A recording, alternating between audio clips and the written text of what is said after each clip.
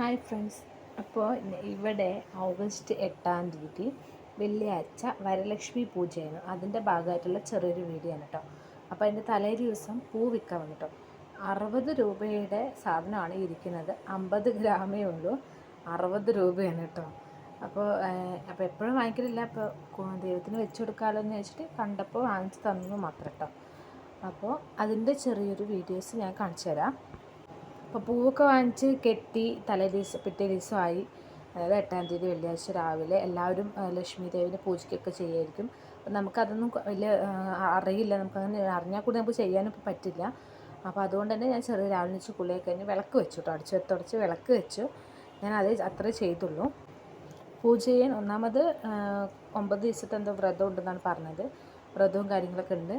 പിന്നെ കുറേ സാധനങ്ങൾ വാങ്ങിക്കുക, അല്ലെങ്കിൽ അതിൻ്റേതായ ചിട്ടകൾ രീതികളൊക്കെ ഉണ്ട്. അതിൻ്റെ കറക്റ്റായി അറിയാതെ ചെയ്ത് കഴിഞ്ഞാൽ ചിലപ്പോൾ ദോഷമായി മാറും. അതൊന്നും നമുക്ക് അറിയില്ല. നമ്മുടെ ഭാഗത്തേക്കൊന്നും ഇല്ലാത്തതുകൊണ്ട് നമുക്കറിയില്ല. അപ്പോൾ നമുക്ക് അറിയുന്നത് പോലെ ചെയ്യാം. അപ്പോൾ ലക്ഷ്മി ദേവീനെ ഒരുക്കുന്നതിൻ്റെ ഒരു ഫോട്ടോ ഞാൻ വയ്ക്കാം കേട്ടോ. ഇത് നമ്മുടെ ഓണർ, ഇവിടെ ഞങ്ങളുടെ ബിൽഡിങ്ങിൻ്റെ ഓണർ ചെയ്തതാണ് കേട്ടോ. അപ്പോൾ ഇങ്ങനെയാണ് ലക്ഷ്മി ദേവീനെ കുടിയിരുത്തിയിട്ട് താലിയടക്കം ഇവർ വെച്ച് കൊടുക്കും കേട്ടോ. ഇത്രയും പലഹാരങ്ങളൊക്കെ വെച്ചിട്ടാണ് അവർ പൂജിക്കുക. ഇനി വൈകുന്നേരം, രാവിലെയും പൂജിക്കും, വൈകുന്നേരം പൂജിക്കും. വൈകുന്നേരം പൂജിച്ച് കഴിഞ്ഞ ശേഷം നമ്മളെ അവർ വീട്ടിലേക്ക് വിളിക്കും. കുങ്കുമവും മഞ്ഞളും തരാൻ വായോ പറഞ്ഞിട്ട് വിളിക്കുക. അപ്പോൾ ഇതേ മഞ്ഞൾ ചെവിൻ്റെ അവിടെയും കുങ്കുമം താലിയിൽ, നെറ്റിയിൽ, സിന്ദൂരത്തിൻ്റെ അവിടെയൊക്കെ നമ്മൾ വെക്കും. എന്നിട്ട് അവർ പൂജിച്ച് കഴിഞ്ഞ്, ദേവീനെ പൂജിച്ച് കഴിഞ്ഞിട്ട് നമുക്ക് പ്രസാദമായി തരുന്നത്, നമ്മൾ സാരി ഉടുക്കുകയാണെങ്കിൽ നമ്മളിങ്ങനെ ഇപ്പുറത്ത് കൂടെ എടുത്തിട്ട് വേണം കേട്ടോ വാങ്ങിക്കാൻ. അല്ലെങ്കിൽ ചുരിദാറിനാണ് ഡയറക്റ്റ് കൈ വാങ്ങിക്കുക. സാരി ആണെങ്കിൽ ഇങ്ങനെയാണ് ചെയ്യേണ്ടതെന്നാണ് കഴിഞ്ഞ കൊല്ലം കുറച്ച് ചേച്ചിമാർ പറഞ്ഞതാണ് കേട്ടോ. അപ്പോൾ അതിനകത്ത് വെറ്റിലയുടെ ഇലയിൽ പഴവും പൂവും വളയും ഉണ്ടാവും കേട്ടോ. നല്ല ഗ്രാൻഡായി കഴിക്കുന്നവർ ബ്ലൗസ് പീസും തരും.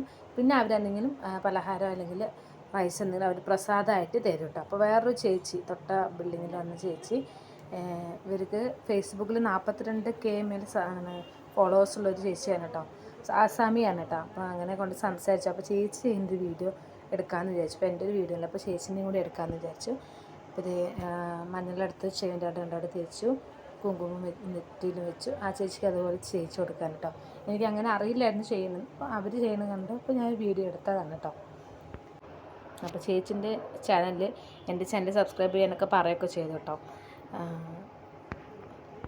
ഈ ചേച്ചീൻ്റെ വീട്ടിൽ നിന്ന് എടുത്തതിൻ്റെ വീഡിയോ ഞാൻ വേറെ ഇട്ടിട്ടുണ്ട് കേട്ടോ.